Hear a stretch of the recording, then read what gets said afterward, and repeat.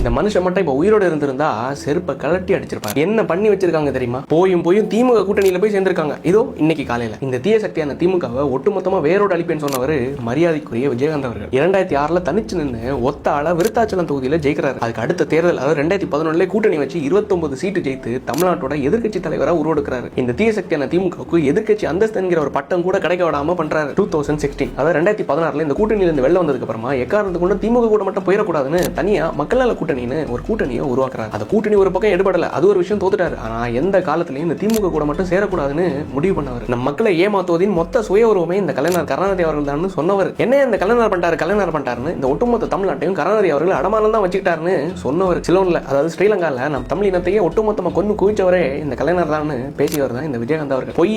பொய்யினாலே கருணாநிதி அவர்கள் தான் சொன்னவரும் நம் தலைவர் விஜயகாந்த் அவர்கள் தான். இந்த மனுஷன் வாழ்க்கையிலே பண்ண ஒரே ஒரு தப்பு என்ன தெரியுமா? இந்த அம்மாவோட பேச்சை கேட்டதான் இந்த அம்மாவை மீடியா லைம்லைட்டுக்கு கொண்டு வந்ததுதான். ஒழுங்கா அடுப்பங்கரையில உட்கார வச்சிருந்தா இந்நேரம் நல்ல உடல்நலத்தோடு உயிரோடும் இருந்திருப்பாரு. அவர் நினைச்ச மாதிரி முதலமைச்சரா கூட ஆகியிருப்பாரு. மன்னிக்கவும், நான் எல்லா தாய்மார்களையும் பெண்களை எல்லாம் சொல்லல, இது மாதிரி எக்ஸப்ஷனல் அந்நியர்களை மட்டும் தான் குறிப்பிடுறேன். ஏன் இப்படி சொல்றேன் தெரியுமா? இன்னைக்கு அவர் கஷ்டப்பட்டு வேர்வை சிந்தி உருவாக்கின கட்சியை வச்சு ஆளாளுக்கு ஏலம் போட்டுட்டு இருக்காங்க. 200 கோடி 300 கோடின்னு எந்த கட்சி அதிகமா கொடுக்குறாங்களோ அந்த கூட்டணி கூட அந்த கட்சி கூட கூட்டணிக்கு போயிடலான்னு இந்நாள் வரைக்கும் ஏலம் விட்டுட்டு இருந்திருக்காங்க. பாவம், இன்னைக்கு அந்த மனுஷனுக்கே துரோகம் செஞ்சு திமுக கிட்ட எச்ச காசுப்பட்டு அந்த கட்சியை அடமானம் வச்சுட்டு வந்திருக்காங்க. இதே திமுக, இதே திராவிட முன்னேற்ற கழகம் சமீபத்தில் இவங்களை எப்படி அசிங்கப்படுத்துறாங்க தெரியுமா? கேளுங்க. இந்த விஜயகாந்த் பொண்டாட்டி அவ பேரு எலி பெத்த புள்ள மாதிரியே இருக்கிறாங்க.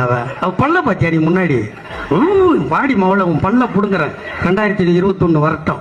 வெக்கம், மானம், சூடு, சொரணை ஒன்றும் கிடையாது. அவங்களோட ஒரே நோக்கம் என்னன்னா அவங்களோட கல்லாப்பட்டியை நிரப்புறது. இது உண்மையான ரியலான விஜயகாந்த் அவரோட கட்சி கிடையாது. இந்த துரோகிகளை மக்கள் புரிஞ்சிருப்பீங்கன்னு நம்புறேன். மறுபடியும் உங்களோட வாக்குகளை இந்த கட்சிகளுக்கு வாக்களிச்சு வீணடிச்சிட மாட்டீங்கன்னு நம்புறேன். நன்றி, வணக்கம்.